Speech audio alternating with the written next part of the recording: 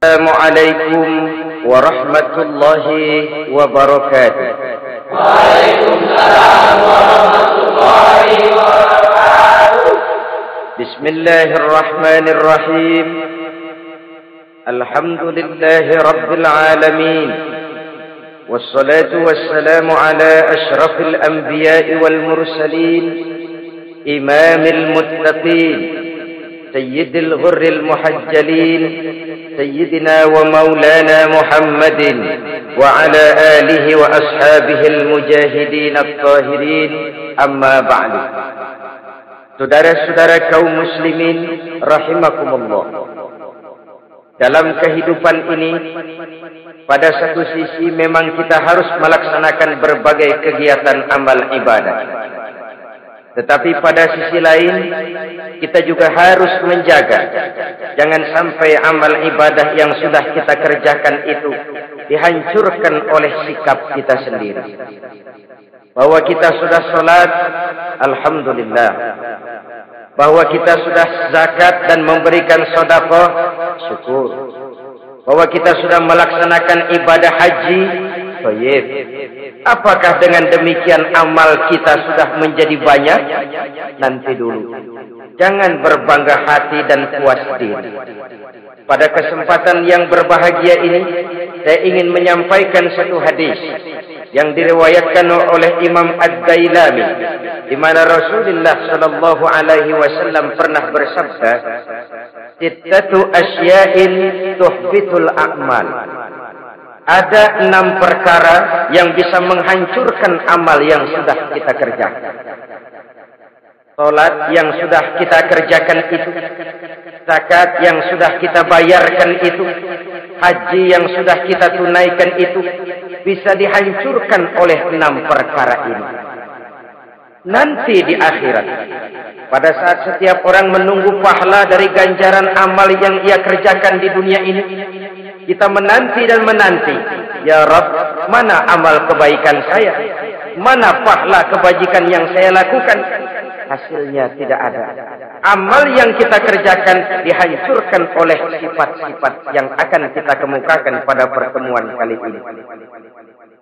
Yang pertama yang bisa menghancurkan amal adalah al-istighalu bi'uyubil khalq. Orang yang terlalu sibuk mencari-cari aib dan kekurangan pada diri orang lain. Habis waktunya hanya untuk mengorek-ngorek celah orang, sementara ia lupa pada aib dan celah dirinya sendiri. Sifat seperti ini menghancurkan amal yang sudah kita kerjakan. Sedangkan baginda Nabi mengajarkan, tuba liman syaghalahu aibuhu an uyubin nas. Beruntunglah orang yang kekurangan pada dirinya menyebabkan dia sibuk sampai ia tidak sempat mencari-cari aib dan kekurangan pada diri orang lain. Saudara-saudara kaum muslimin rahimakumullah, sibuk mencari aib orang tentu bukan dengan tujuan positif. Latar belakangnya kadang-kadang karena jealous, karena hasud, kecemburuan sosial. Sore, pagi, siang, malam kita korek-korek kesalahan orang dengan target hancur martabatnya, jatuh kehormatan dirinya, hilang nama baiknya, dilupakan dan terisolir dari tengah-tengah masyarakat. Perbuatan yang demikian sungguh terlalu amat sangat kejam. Salat kita, puasa kita, haji kita bisa dihancurkan jikalau kita terlalu sibuk mencari-cari aib orang lain. Muslim dengan muslim itu bersaudara.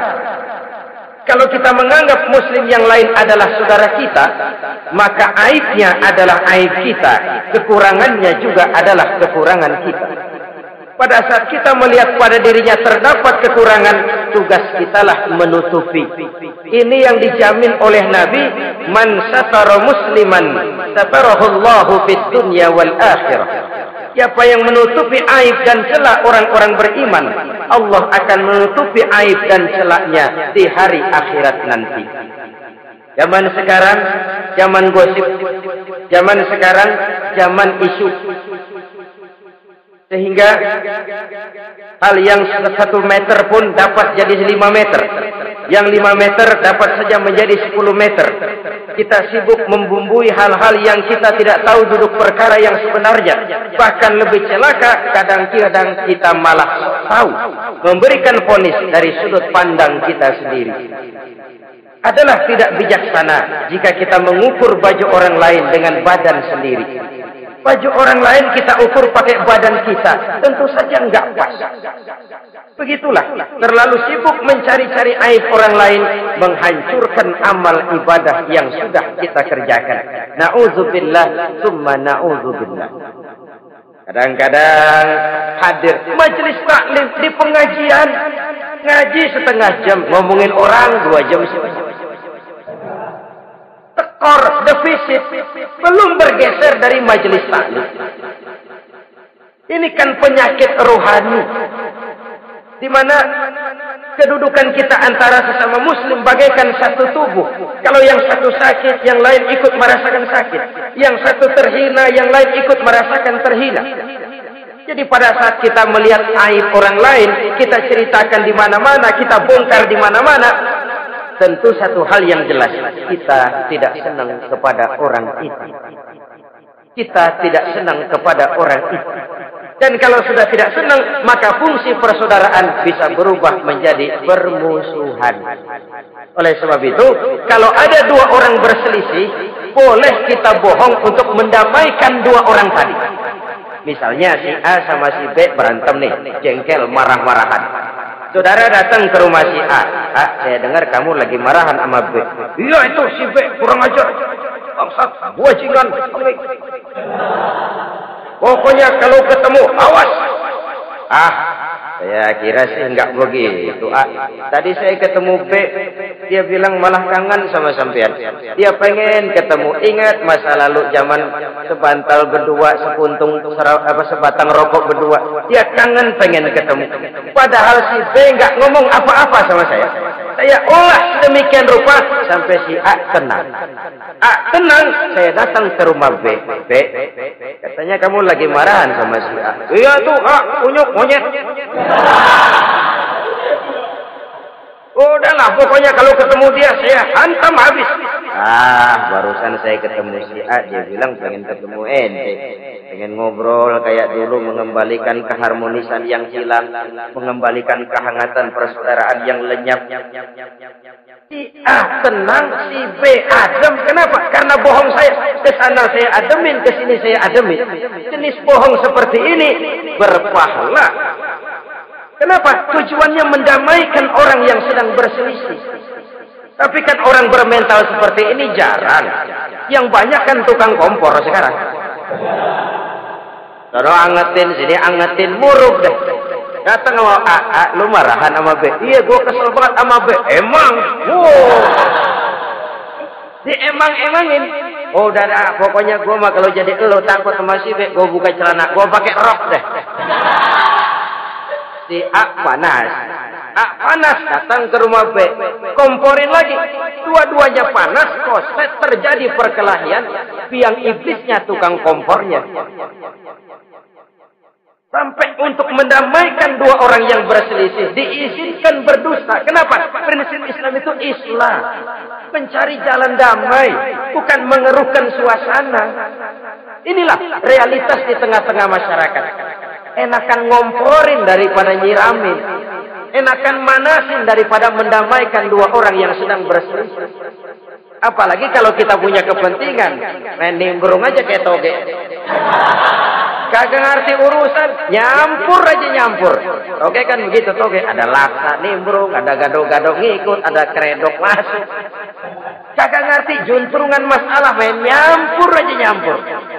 Ini kan tidak objektif namanya. Nah, mental seperti ini, wah, sholatnya khusyuk, zakat bayar, sedekah iya, tapi kalau suka cari-cari aib orang, jembreng kesalahan orang di mana-mana, sholatnya, puasanya, hajinya bisa dihancurkan oleh mental yang seperti ini. Jangan bangga-bangga, sholat saya sudah banyak, puasa saya hebat, mantap, haji saya tiap tahun mondar-mandir ke Mekah. Tapi kalau mental seperti ini masih ada, waspadalah. Amal yang kita kerjakan bisa hancur oleh mental, sikap mental kita sendiri. Ini yang pertama. Yang bisa menghancurkan amal, terlalu sibuk mencari-cari aib orang lain. Satu. Yang kedua, saudara-saudara, wa qaswatul qalbi. Orang yang hatinya keras, tidak mempan diberikan nasihat. Baik nasihat yang datang dari luar dirinya, ataupun nasihat yang datang dari dalam dirinya. Hatinya keras.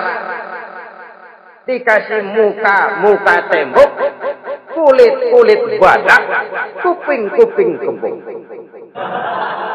Makhluk apa namanya itu? Wallahu a'lam. Rai gede.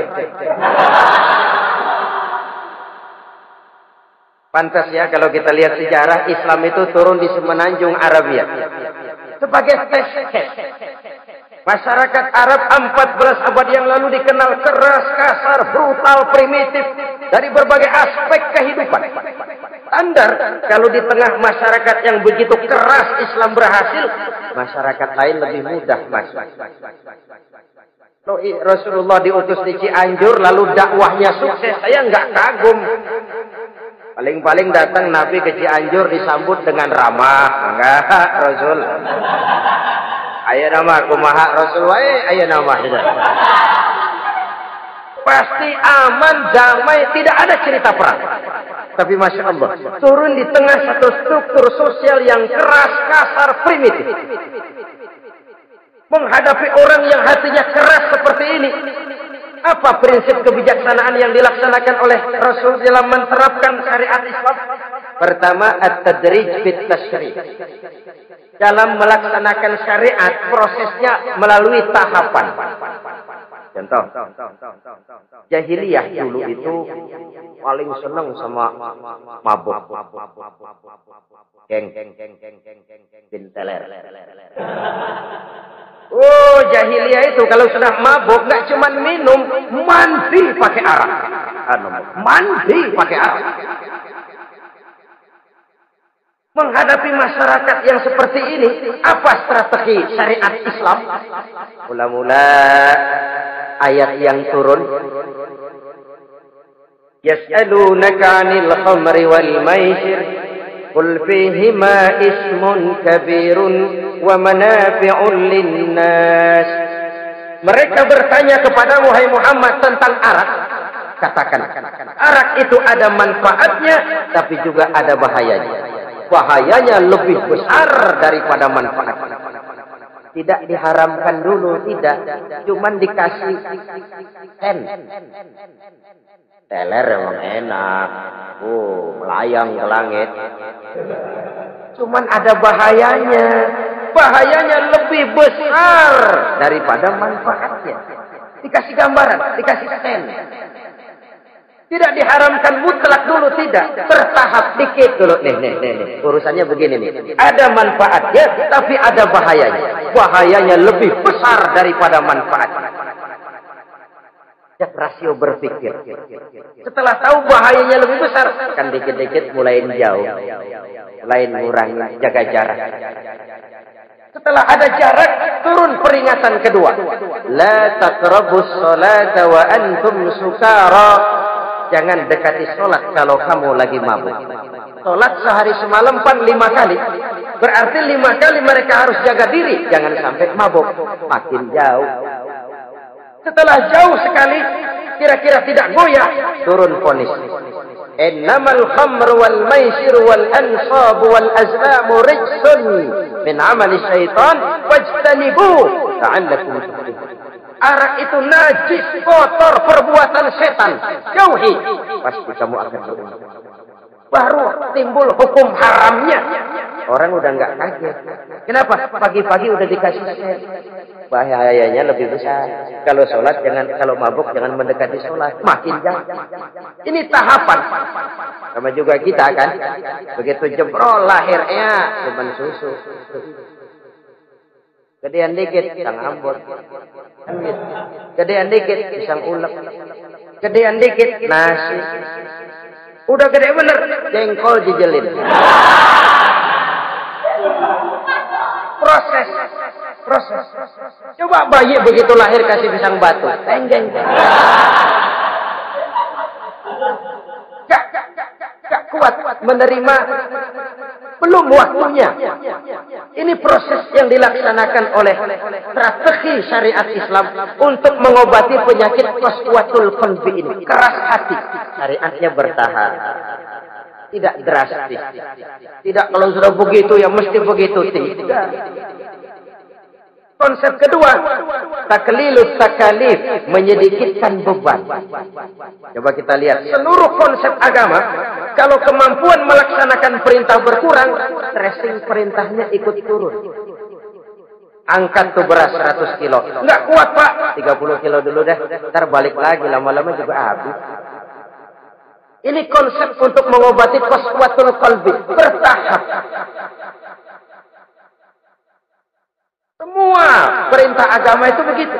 La yukallifullahu nafsan illa wus'aha.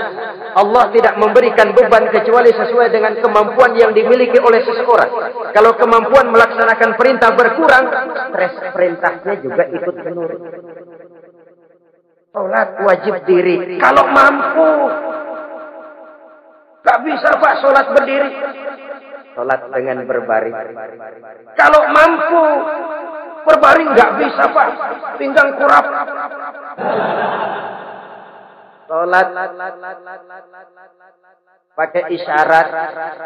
Kalau mampu pakai isyarat tidak bisa. Dalam hati setiap kemampuan melaksanakan perintah berkurang, stres perintahnya juga menurun. Taklilut takalif ini juga salah satu strategi mengantisipasi kerasnya hati. Konsep yang ketiga dari syariat, al-musawat bainan nas fi takalifil ahkam. Persamaan terhadap manusia di dalam berhadapan dengan hukum Allah. Kadang orang yang hatinya keras itu, logikanya jalan, ngukur suasana. Gimana sih lu? Menggerib kagak mau ke masjid? No, yang Pak Haji masih di perapatan. Yang Pak Haji dia sebut. Itu kan cenderung orang begitu. Kalau dia nyolong ayam, dia tunjuk orang yang nyolong kambing. Ini apologi namanya. Apa lo nyolong ayam? No, yang maling kambing urusin, gedean. Apologi. Lah kapan mau beres kalau begitu? Tidak introspeksi, tidak self correction. Itu apologi. Untuk menutupi kelemahan diri, menunjuk kesalahan orang lain yang lebih besar. Itu kan nggak jantan namanya. Apologi. Tidak ada sifat untuk memperbaiki diri sendiri. Karena kecenderungan ini ada, Islam menutupi itu. Dengan apa? Semua manusia sama dalam berhadapan dengan hukum Allah. Gak ada iri hati dalam hukum Islam ini. Salat wajib. Wajib. Bagi siapa? Yang sudah balik dan mampu. Terhadap semua strata. Jenderal wajib, kopral wajib. Apalagi Hansi. Tidak ada fasilitas. Wah kamu jenderal nggak apa-apa dah sembahyang setahun 2 kali. Idul Fitri aja Maidul Adha. Enggak. Semua manusia sama dalam berhadapan dengan hukum Allah. Itu yang Nabi ingatkan. Orang-orang sebelum kamu dahulu hancur. Umat-umat sebelum ini rusak binasa. Kenapa? Karena mereka kalau orang kecil berbuat salah, hukum cepat-cepat ditegakkan. Tapi kalau yang besar berbuat salah, mereka diam pura-pura tidak tahu. Jadi apa ini? Yang namanya mafia peradilan bukan cuma zaman ayeuna. Sejak zaman sebelum Islam Nabi sudah mengingatkan mereka dahulu hancur. Kenapa? Kalau orang kecil berbuat salah, hukum buru-buru ditegakkan. Rame-rame dikeroyokin. Giliran yang gede berbuat salah, diam pura-pura enggak. Hukum pakai pandang bulu. Saudara-saudara kaum muslimin rahimakumullah. Oleh karena itu orang yang keras hati itu bisa merusak amalnya sendiri. Enggak mempan nasihat, rai gede, muka-muka cuek. Baik nasihat yang dari luar maupun nasihat yang dari dalam enggak mempan. Dan dalam hidup ini ada nasihat dari luar, dari orang lain, bisa dari fenomena kehidupan. Ini juga nasihat. Oh, dia itu kaya tapi pelit. Hatinya begitu ya. Katanya mentelang. Itu kan nasihat. Itu kan nasihat. Oh, dia waktu berkuasa tapi zalim. Hatinya begitu.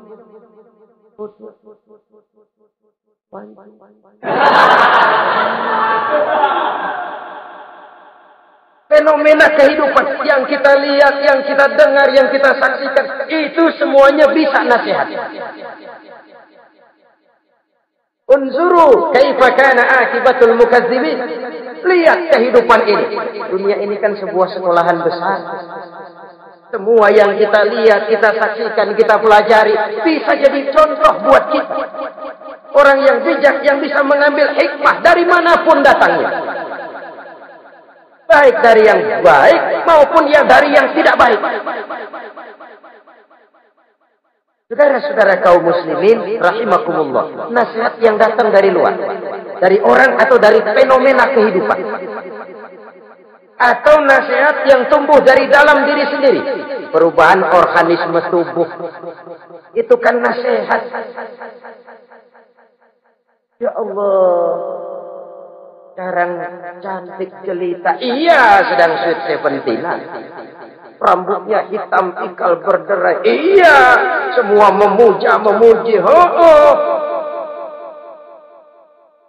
Alisnya katanya laksana semut beriring, dagunya bak bau dilayang. Kalau dia senyum semua orang terpesona. Sekarang 50 tahun yang akan datang, coba senyum, kabur orang. Fenomena kehidupan. Apa yang tidak berakhir? Kenapa harus keras hati? Kita kata kita berkuasa, berapa hari kita punya jabatan? Kita kata kita kaya, berapa banyak harta kita? Kita kata kita alim, kita tahu. Apa yang kita tahu dari semesta jagat raya ini? Lalu apa yang tidak berakhir? Korun yang katanya kaya, mati itu. Fir'aun yang katanya gagah, mati. Napoleon Bonaparte, the Lion of Europe, singa daratan Eropa, mati. Saking mati, mati.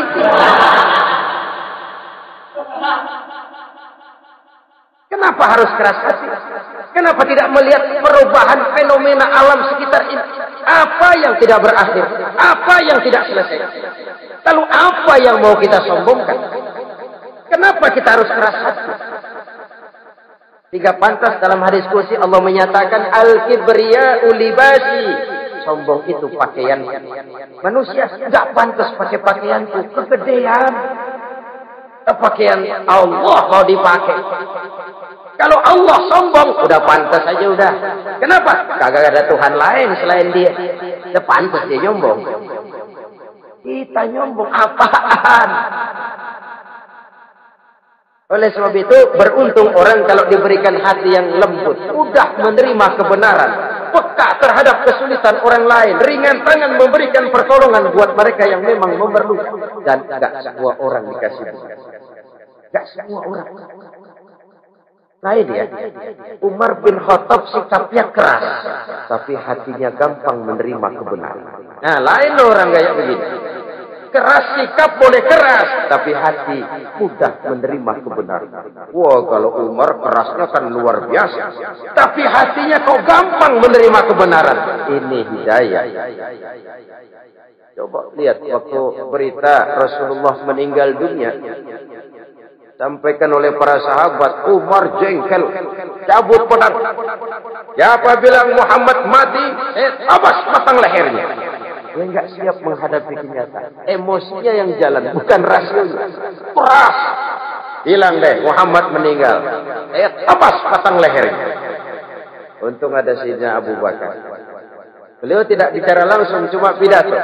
Ayyuhan nas, man kana ya'budu Muhammadan fa inna Muhammadan qad mata. Wa man kana ya'budu Allah fa inna Allah hayyun la yamut. Hai manusia, siapa yang menyembah Muhammad, Muhammad sudah meninggal. Tapi siapa yang menyembah Allah, Allah maha hidup dan tidak akan pernah mati buat selama-lamanya. Sayyidina Umar tersentak. Subhanallah. Salah. Bagaimanapun Muhammad hanya seorang manusia. Saya cinta dia, saya suka dia, nyawa saya pertaruhkan untuk dia. Tapi dia manusia dan saya tidak menyembah Muhammad. Ia sadar akan kekeliruannya, berlinang air matanya. Keras sikapnya, tapi lembut hatinya. Nah, yang kayak begini bagus. Sudah sikap keras, hati keras, yaitu tadi. Buka tembok, kulit buadak, kuping kebo. Diapain aja udah nggak mempan aja udah. Susah yang kayak begini. Saudara-saudara, ma'asyiral muslimin rahimakumullah. Jadi yang kedua yang bisa menghancurkan amal kita, orang yang hatinya keras. Wah. Yang ketiga sekarang, yang bisa menghancurkan amal kita itu wahubbud dunya. Orang yang terlalu cinta kepada dunia. Nih, pakai kalimat terlalu. Kalau sekadar cinta kepada dunia, why not? Kita cinta anak dan istri, wajar. Kita cinta harta benda, tentu. Kita cinta sanak famili dan seluruh handai tolan, memang. Kita juga cinta kepada bangsa dan tanah air. Itu bagian dari iman, persilahkan. Yang tidak boleh itu kalau sudah pakai kalimat terlalu. Terlalu. Sebab kalau sudah terlalu, itu sudah di luar kontrol. Orang lalu menghalalkan segala cara. Terlalu cinta kepada jabatan. Akhirnya bergeser. Salat menghadap Allah. Dengar mau pindah jabatan ke tempat kering, gerasak gerusuk nyari dukun.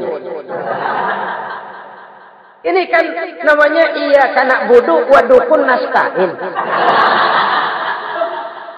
Enggak bisa wong itu satu paket. Kalau iya kanak budu wa iya kanak nasta'in. Kalau hanya kepadamu ya Allah kami menyembah, hanya kepadamu kami minta tolong. Ini paket, jangan dipisah-pisah. Menyembahnya kepada Allah, minta tolongnya kepada yang lain. Sinkret, bercampur. Iya, kalau es campur enak. Tapi kalau agama dicampur dengan yang lain, enggak enak rasanya. Sama juga begini. Ada gelas ya. Kalau sepenuhnya diisi bensin, itu ketahuan jadi minum motor. Kalau sepenuhnya diisi air putih, jelas bisa diminum orang.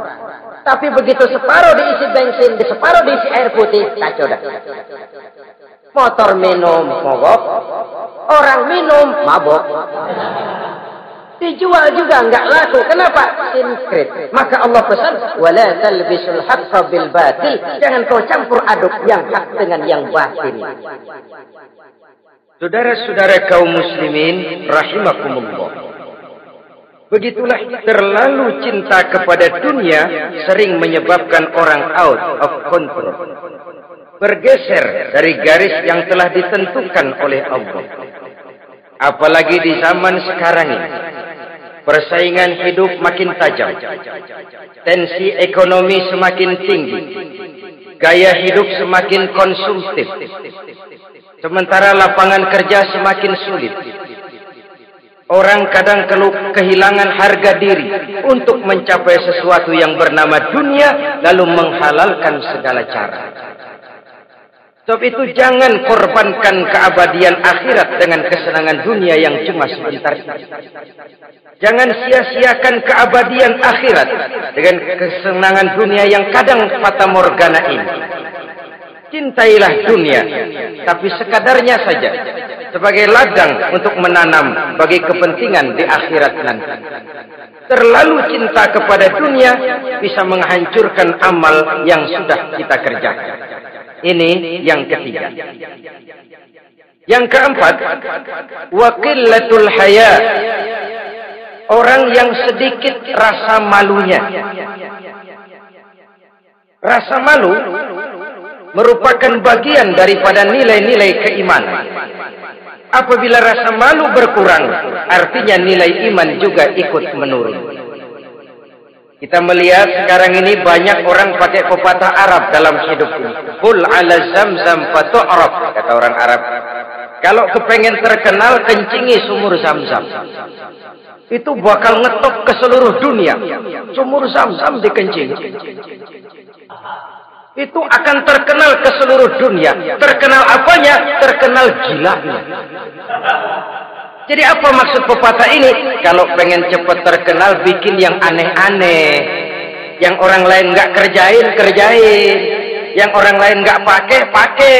Nanti kan aneh, dilihat orang. Kalau dilihat orang kan cepat ngetop. Pantas apa tidak nomor 18. Yang penting terkenal aja dulu dah. Artinya apa? Rasa malu dikuburin. Rasa malu disingkirin. Kalau sudah sedikit rasa malu, tidak terhalang melakukan perbuatan-perbuatan yang negatif. Satu contoh. Tujuan utama diperintahkan berpakaian itu kan menutup aurat. Tapi Rasul pernah mengatakan, satu saat nanti akan muncul perempuan, nisaun kasiyat, ariyat, ma'ilat, mumilat, ru'usuhunna ka'asnimatil buhtil ma'ilat.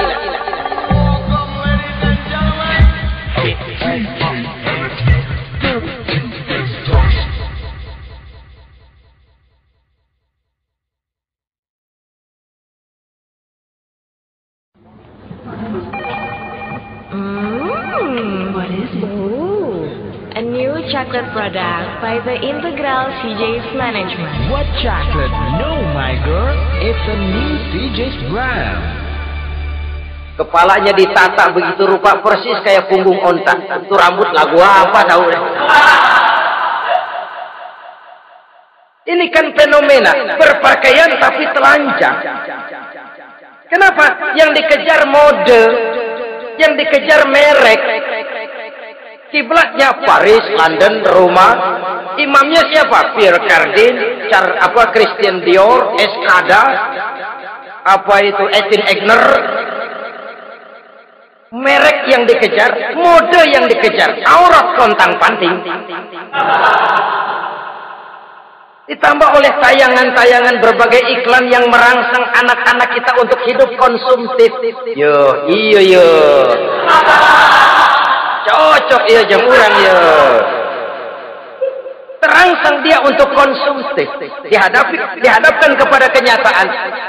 Suasana ekonomi enggak menunjang. Orang tua lemah ekonominya. Dia lihat sekelilingnya ternyata yang lain juga begitu. Banyak teman senasib kumpul. Disingkirkan rasa malu. Akhirnya tukang bajai ditodong. Qillatul haya, sedikit rasa malu. Kalau sedikit rasa malu, dia tidak terhalang lagi melakukan perbuatan-perbuatan yang negatif. Dan itu berarti menghancurkan amal-amal yang lain. Sebab itu budaya malu ini sangat penting. Coba kalau dia hinggap di hati seorang pejabat. Pejabat yang punya rasa malu, Masya Allah, membawa manfaat yang besar buat rakyat. Contoh saja ya, di Jepang itu ada Perdana Menteri Hosokawa, saudara-saudara dengar. Baru 8 bulan jadi Perdana Menteri. Dia dijuluki Mr. Clean, Mr. Bersih. Diisukan terlibat skandal, cuma 4-6 miliar rupiah. Itu pun buat kampanye kemenangan partai. Diisukan begitu rupa, malu Hosokawa. Malu, mengundurkan diri, baru 8 bulan jadi Perdana Menteri. Mundur, malu. Padahal Hosokawa nggak kenal ketuhanan yang Maha Esa, nggak kenal, tapi budaya malunya luar biasa. Nah kalau sudah pejabat nggak punya malu, habis.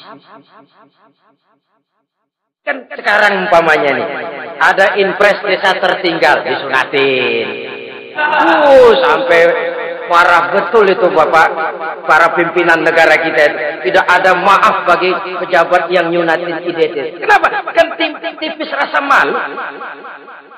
Turun dari atas sunatin, turun ke bawah sunatin, turun ke bawah sunatin lagi, nyampe bawah tetelan doang dikit banget. Kebanyakan tukang sunat. Budaya malu yang nipis. Orang kaya kalau punya budaya malu, bawa rahmat bagi lingkungannya. Ulama kalau punya rasa malu, nggak jual ayat menghalalkan yang haram, mengharamkan yang halal. Bagaimana Kiai? Haram karena belum dapat bagian. Begitu dapat jatah, haram dikit kan? Kiamat umat kalau sudah kayak begini. Budaya malu di segala strata sekarang ini menipis. Dan itu tentu berangkat dari kualitas keimanan. Ini yang perlu dipompa ke permukaan. Dan dilematis memang sering terjadi. Satu contoh, pada satu sisi kita menggalakkan proyek pariwisata. It's okay, kita perlu devisa. Tapi pada sisi lain kita harus menjaga nilai-nilai luhur dari budaya bangsa kita. Jangan sampai kemasukan wisata mancanegara, lalu budaya mereka yang tidak sesuai juga ikut kita serap. Bule masuk ke Indonesia, pakaian seenaknya, dia mau udah pantas aja udah. Perempuan ayab-ayaban ke pasar pakai kutang doang, bule pantas aja. Bocah kita ayab-ayaban ke pasar pakai kaos kutang, perempuan mana panok melulu.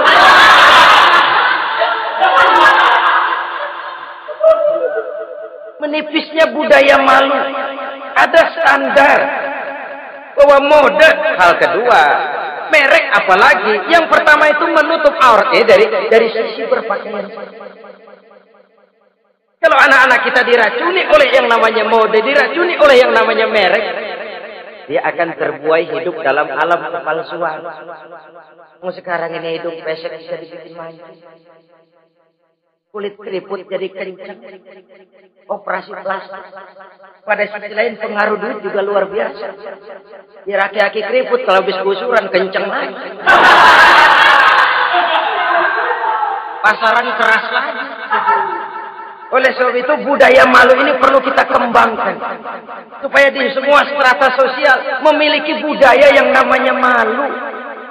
Sederhana memang, tapi tidak semudah mengucapkan.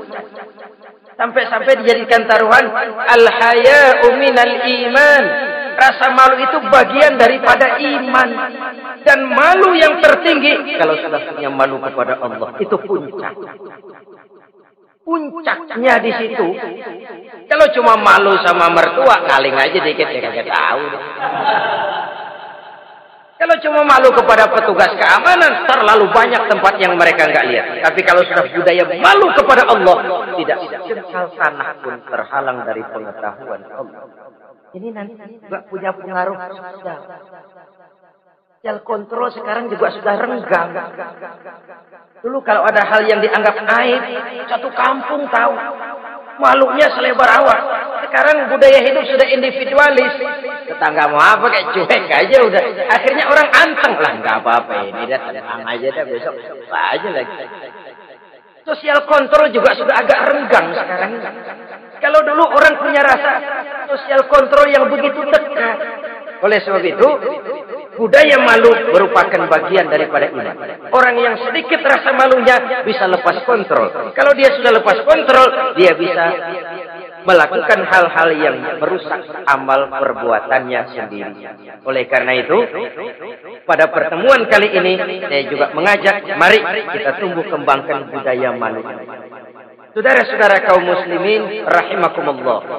Yang kelima, yang bisa menghancurkan amal kita, watulul amal. Orang yang terlalu panjang angan-angannya. Hidup dalam bayangan. Kakinya tercabut dari alam realitas. Mengharap burung terbang tinggi, tapi punai di tangan cepat-cepat dilepas. Akhirnya burung di tangan terlepas, punai juga tidak datang. Terlalu panjang angan-angan. Hidup cuma nunggu keajaiban. Yang diwiridin jikalau. Orang sudah kemana-mana dia masih anteng. Jikalau andai kata wama misal.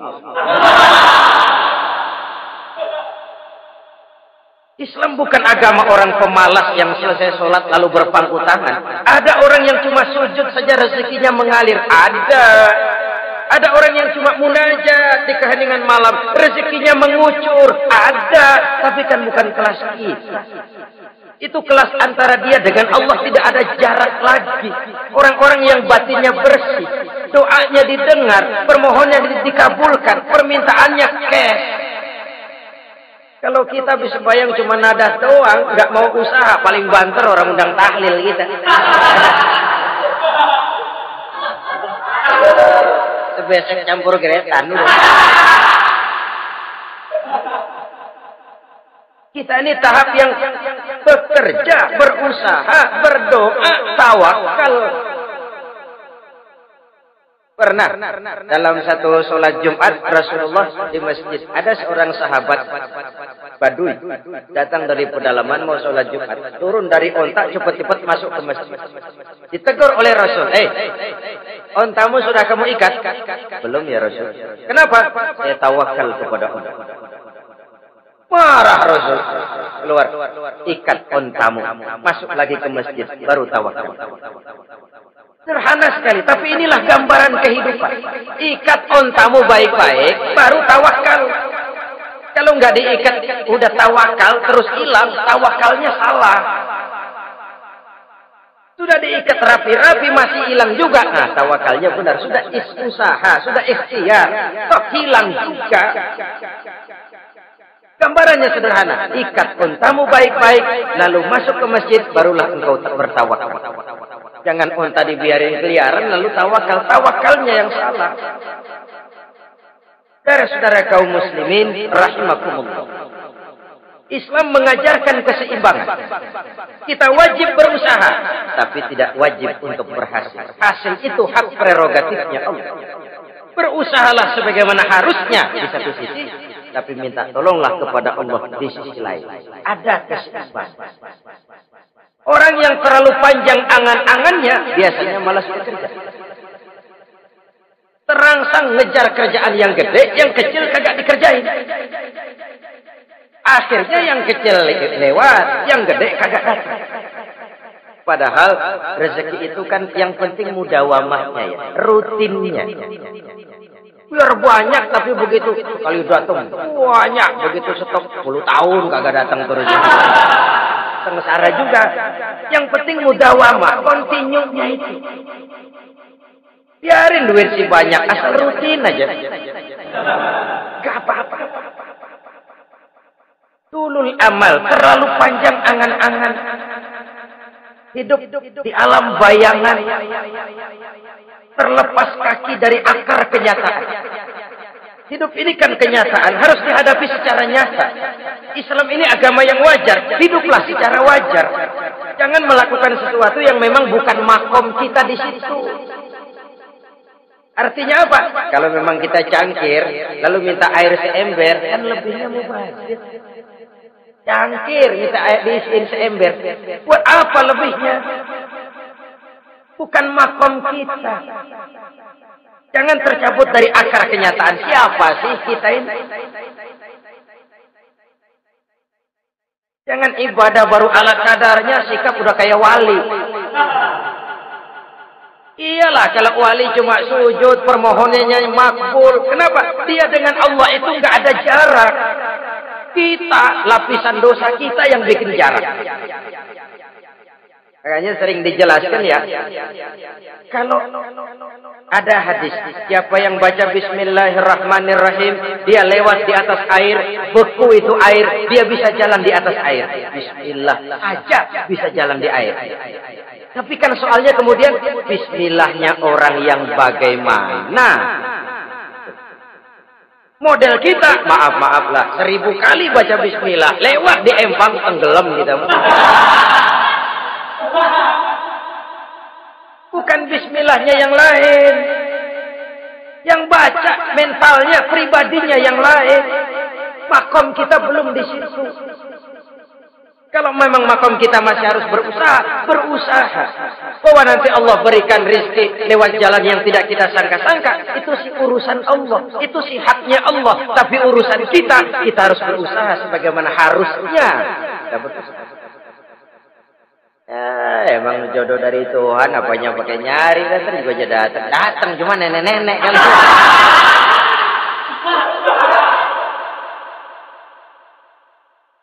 Bekerja, berusaha. Jangan terlalu panjang angan-angan. Hiduplah secara nyata, apa adanya, yang wajar-wajar saja. Tinggal di gubuk reot, hidup pakai gaya jet. Ngagul dah. Sama merek mobil kenal banget mobil orang-orang. Udah bukan main kalau ngomong. Di atas awan hidupnya. Di atas awan. Ngomong kagak ada yang kecil. Gak pakai juta udah. Miliar. Triliun. Ngerokok tetap aja ngombe. Silahkan mengharap burung terbang tinggi. Tapi punai di tangan jangan dilepas. Realitas, idealisme boleh terbang setinggi langit. Tapi kaki tetap berpijak di alam realitas. Ayo kita ngambil contoh dari Rasulullah Sallallahu Alaihi Wasallam. Rasulullah itu kan dikasih fasilitas. Tapi nggak ngandelin. Buktinya apa? Nabi hijrah ke Madinah. Itu kan manusia. Posisi kita terjepit. Ayo hijrah, berangkat. Gak ngandelin Tuhan. Pojokin nih dikepung. Kirim dah apaan kayak biar pada mampus nih orang ini. Enggak tuh. Enggak. Walaupun beliau punya mukjizat. Tapi enggak ngandelin. Kenapa kita enggak lihat itu? Perang Uhud kalah. Berlumur darah dari kakinya yang mulia itu. Kalau ngandelin mujizat, apa pantas Nabi kakinya sampai berdarah? Apa pantas sampai kalah? Kenapa enggak rekes, salabim, hancur musuh? Tidak, beliau tidak tercabut dari akar kenyataan. Beliau manusia, hidup dan berjuang secara manusiawi. Perkara Allah mau kirimkan mukjizat, itu haknya Allah. Waktu di Taif, saudara masih ingat. Dilontari dengan batu, menghindar ke kebun anggur. Turun malaikat Jibril, Muhammad, innallaha amaroni an uti'ak. Allah perintahkan saya datang menemuimu di sini untuk mendengar komandomu. Sekarang apa mau kamu? Kalau mau kau orang Taif yang melontari kau dengan batu hancur, saat ini saya angkat Jabal Uhud. Saya timpakan mereka biar mati semua. Bagaimana? Dalam keadaan terpojok, dilemparin batu, dikeroyokin, menghindar ke kebun anggur. Turun Jibril nawarin bantuan. Apa jawab Nabi? Jangan Jibril. Jangan. Saya diutus bukan buat ngancurin orang. Saya ini rahmat bagi Allah. Tapi kamu disambitin. Ya, saya berjuang jangka panjang Jibril. Kalau sekarang mereka ingkar, barangkali nanti anak-anaknya mau beriman. Kalau anaknya kafir lagi Muhammad, itu susah Muhammad. Kenapa? Bagaimana bapak begitu anak? Lalu mau kamu apa? Saya mendoakan mereka. Allahumma hdi qaumi fa innahum la ya'lamun. Ya Allah, berikan hidayah kepada mereka yang nyambitin saya. Karena mereka enggak disambitin berdarah, yang nyambitin didoakan. Pada satu sisi ini menunjukkan tingginya akhlak Nabi. Pada sisi lain ini menunjukkan Nabi juga mengatur strategi secara manusia. Tidak simsalabim. Tidak tercabut dari akar kenyataan. Padahal kita kalau lagi kepepet ada yang nolongin kan demen banget. Kali mah kalau kita yang jadi nabi disambitin orang turun Jibril, bagaimana hancurin? Sikat Jibril dah. Habisin aja gitu. Hijrah ini usaha ikhtiar manusiawi, perang kalah manusiawi. Putra tercinta wafat berlinang air mata manusiawi. Sakit manusiawi, padahal punya mukjizat. Tapi enggak ngandelin, semua nabi juga gitu. Nabi Musa dikasih tongkat. Tapi berapa kali tuh tongkat dipakai? Waktu ngelawan tukang sihir, waktu nyebrang di Lautan Merah. Itu aja. Selebihnya Nabi Musa berjuang secara manusia, berusaha. Gak mentang-mentang punya mukjizat tongkat, tiap dapat kesulitan, awas tongkat.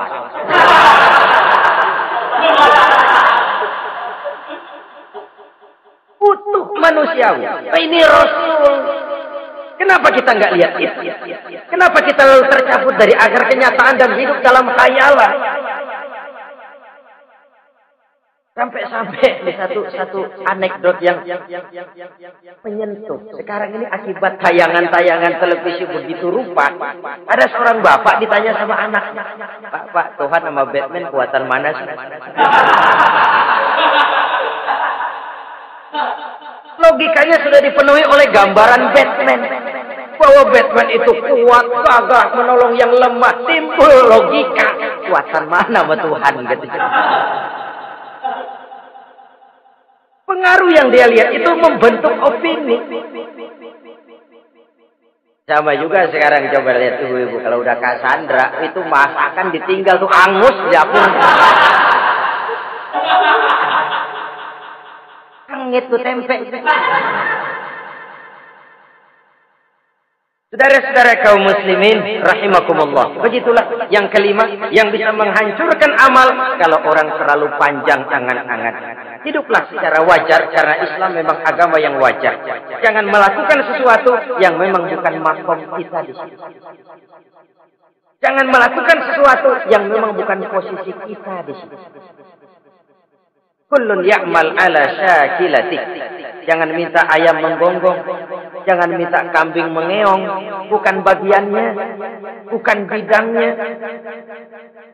Sama juga orang ngomong, apaan mubalik kerjanya ngomong doang. Sekarang kan zaman pembangunan. Mana ada mubalik urus irigasi. Nah, kalau mubalik urus irigasi, apa lurah mau ngajar fikih? Jangan tercabut dari akar kenyataan. Toh, prinsip modern saja mengajarkan the right man on the right job. The right man on the right place. Orang harus ditempatkan sesuai dengan bidangnya. Jangan tercabut dari akar kenyataan. Inilah kita. Dan inilah yang harus kita lakukan. Hidup ini kenyataan. Hadapilah secara nyata. Perkara Allah mau membuat yang lain, itu hak prerogatif Allah. Bukan urusan. Yang terakhir saudara, yang keenam yang bisa menghancurkan amal kita, wa zalimun la yantahi. Perbuatan zalim yang tidak sanggup dihentikan. Zalim kepada Allah, zalim kepada makhluk, atau zalim kepada diri sendiri. Ada orang zalim kepada Allah. Begini banyak nikmat yang diberikan Allah, enggak sanggup dah kita ngitungnya. Dari bangun tidur sampai tidur lagi nikmat enggak pernah berhenti. Bahkan kita tidur sendiri. Sadar enggak kita waktu tidur enggak berdaya? Coba ketika kita ngorok pulas, andai kata kecoa 16 masuk ke kuping kita. Siapa yang mau jagain? Siapa yang mau jagain? Nikmat.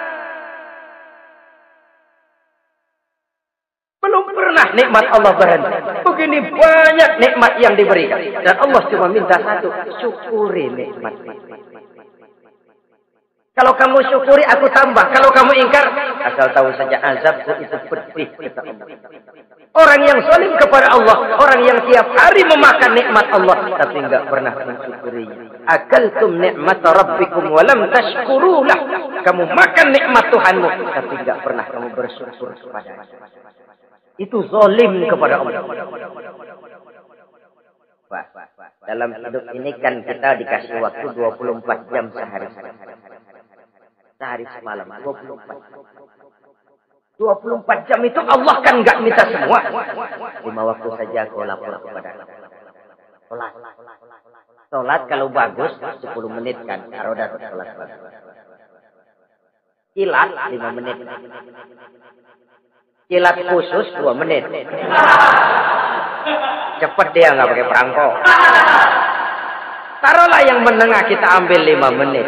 Kalau 5 waktu 5 kali 25, 5 kali 5 berarti 25 menit untuk lapor. Hei manusia, aku kasih kau hidup 24 jam. 25 menit kau lapor. Banyak yang berat. Padahal sisanya masih 23 jam 35 menit. Wah, gambaran zalim kepada Allah. Padahal zalim kepada Allah yang rugi bukan Allah. ASEAN tidak ada yang sujud. Apa Allah tekor? Apa Allah lalu berhenti jadi Tuhan? Apa Allah lalu jadi lemah? Tidak. Zalim kepada Allah artinya juga zalim kepada diri. Lalu zalim kepada sesama makhluk. Kadang tidak kita sengaja. Karena Karena itu dalam Islam tidak ada kebebasan mandiri. Ya contohnya ya, kita beli radio, atau setel di rumah kita keras. Terus dalam hati nih, radio gue, beli gue, pakai duit gue, setel di rumah gue, keras-kerasnya urusan apa sama orang? Kata kita, tetangga kita kan boleh juga ngomong begitu. Mata gue, yang ngantuk gue tidur di kamar gue, apa suara radio lu masih main? Ini kebebasan saya nyetel radio dibatasi oleh kebebasan tetangga saya yang mau tidur. Kalau saya perturutkan nafsu saya sudah zalim kepada dia. Zalim kepada orang lain. Dan yang banyak tidak kita sadari, zalim kepada diri sendiri. Membiarkan diri hanyut dalam munkarat dan tanpa ada usaha untuk menghentikan. Tidak ada orang yang bisa mencelakakan diri kita terus-menerus kalau bukan diri kita sendiri. Tidak ada yang bisa menyelamatkan diri kita kalau bukan kemauan kita yang tinggi untuk menyelamatkan. Allah sudah ciptakan kita dalam bentuk yang paling mulia. Fi ahsani taqwim. Dari sekian banyak makhluk yang diciptakan Allah, tidak ada yang sekomplit, seindah, secantik manusia. Ini harus dijaga. Jangan posisi yang sudah tinggi ini kita rendahkan sendiri. Fi ahsani taqwim posisi kita, tapi kita rendahkan, kita kembali asfala safilin. Posisi yang paling rendah, kita zalimi diri kita sendiri. Karena itu, zalim kepada Allah, zalim kepada orang lain, zalim kepada diri sendiri, akarnya sama, mendatangkan kerugian dan bisa merusak amal yang sudah kita. Oleh karena itu, mari sama-sama kita berusaha. Pada satu sisi kita melaksanakan amal ibadah sebagaimana yang seharusnya, tapi pada sisi lain kita menjaga nilai-nilai ibadah. Jangan sampai hancur oleh perbuatan kita sendiri. Sekianlah jumpa kita kali ini. InsyaAllah kita lanjutkan di lain kesempatan. Terima kasih atas segala perhatian. Mohon maaf atas segala kekurangan. Usikum wa nafsi bitaqwallah. Wassalamualaikum warahmatullahi wabarakatuh.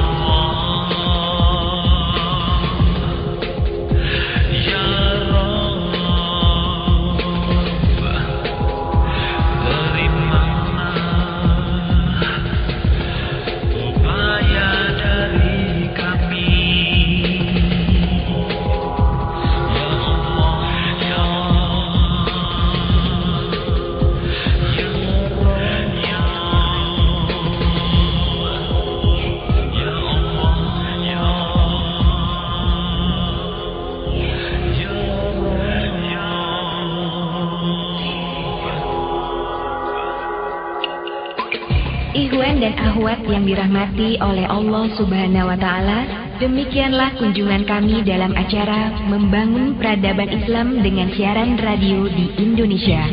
Syukur alhamdulillah atas nikmat Islam dan indahnya persaudaraan yang Allah karuniakan kepada kita semua. Semoga ilmu milik Allah dapat membentengi akidah kaum muslim dari berbagai upaya penyesatan. MPI DSRI ini merupakan komunikasi dan jabat erat di antara kami, Irena Center, Indonesian Commercial Jockey, serta berbagai media di seluruh Indonesia. Terima kasih. Wassalamualaikum warahmatullahi wabarakatuh.